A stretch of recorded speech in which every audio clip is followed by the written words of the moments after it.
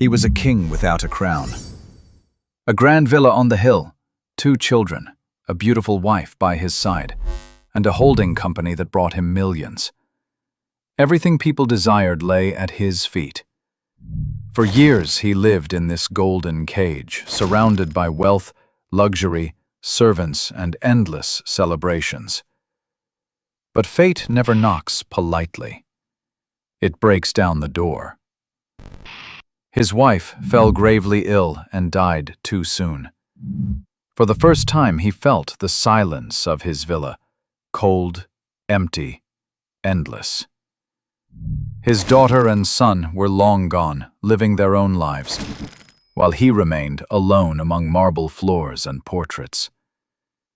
Yet he clung to one hope, that his children would one day need him, not for his money, but for his love.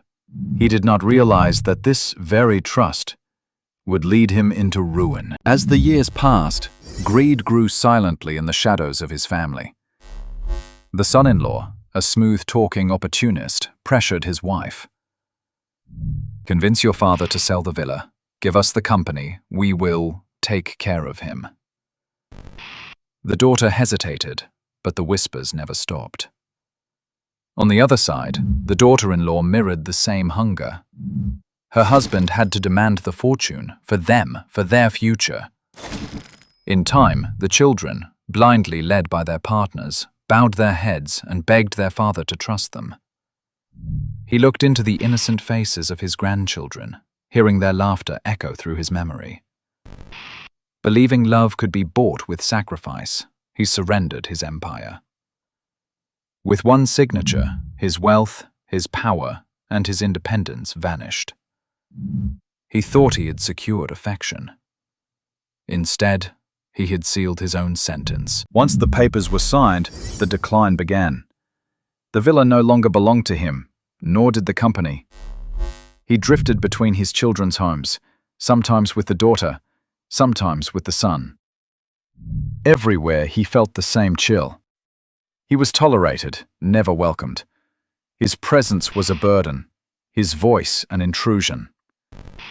Only his grandchildren brought joy, playing and laughing, but too young to understand. The man who once commanded corporations was now a guest without rights, a relic to be endured. Days stretched into empty hours. Nights turned into endless thoughts. He remembered the fire of his former home, the warmth of his late wife's smile. All of it was gone, traded for a hollow promise. The longer he stayed, the clearer it became. He was no longer needed. He was nothing but a shadow. Eventually, the children's patience wore thin. To them, he was no longer a father, but a weight holding back their ambitions. They forgot every sacrifice he had made and saw only the inconvenience of his existence. So, a decision was reached. He would be placed in a nursing home. Not a place of comfort, not a home of dignity, but the cheapest option they could find. The once celebrated Millionaire was transferred into a grim institution, a place filled with decay and despair. The rooms were small, the air stale, the corridors echoing with the cries of the sick. It was here, among broken strangers and neglectful caretakers, that he understood the truth. He had not only given away his possessions, he had surrendered the respect, the love, and the meaning that once defined his place in the world. Life in the home became an endless monotony. Days blurred together, haunted by the screams of the ill and the cold indifference of the staff. At night, the sound of machines and the moans of the dying robbed him of rest. But one night, as he stared through the tiny window at the vast sky, clarity struck like lightning. He realized he had forged his own chains by believing love could be purchased with wealth. Everything he had built for his children had crumbled into betrayal. He saw now that nothing remained to expect, no reason to wait. And in that realization, dignity was reborn. He would not die as a prisoner of despair. At dawn, he rose, dressed in his finest suit, shaved, and walked out of the institution. No longer a victim, but a man seeking his last freedom. His steps carried him aimlessly through the city streets, until fate intervened with an unexpected encounter. An old friend, once his business partner during the rise of the empire, recognized him. Unlike the children he had raised, this man remembered loyalty. He had grown even wealthier, but he had not lost his humanity. Without hesitation, he offered the old millionaire a place in his home, not out of pity, but out of gratitude.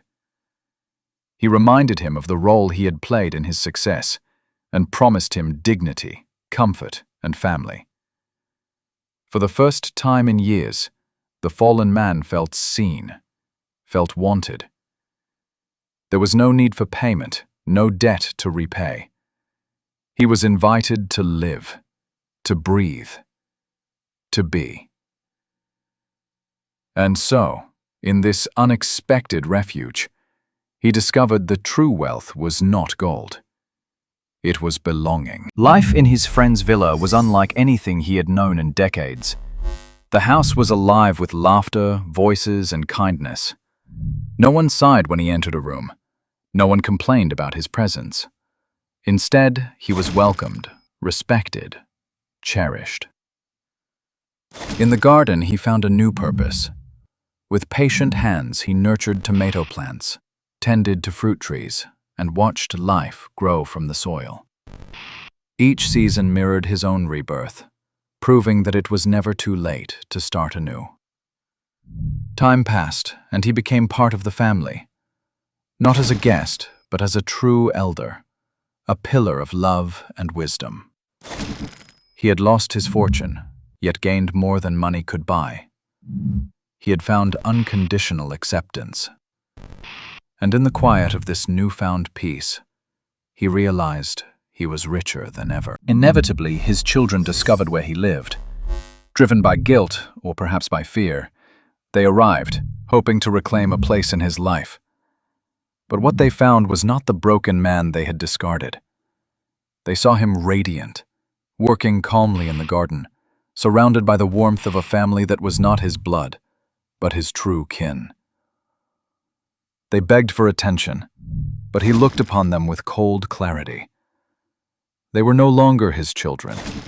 They had buried that bond when they abandoned him.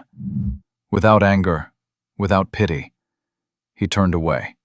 The door of the villa closed behind him, leaving them outside, trapped in the echo of their betrayal. He, however, was finally free. The lesson was written in his life. Wealth fades, love endures. Those who betray their parents lose far more than inheritance. They lose their own humanity.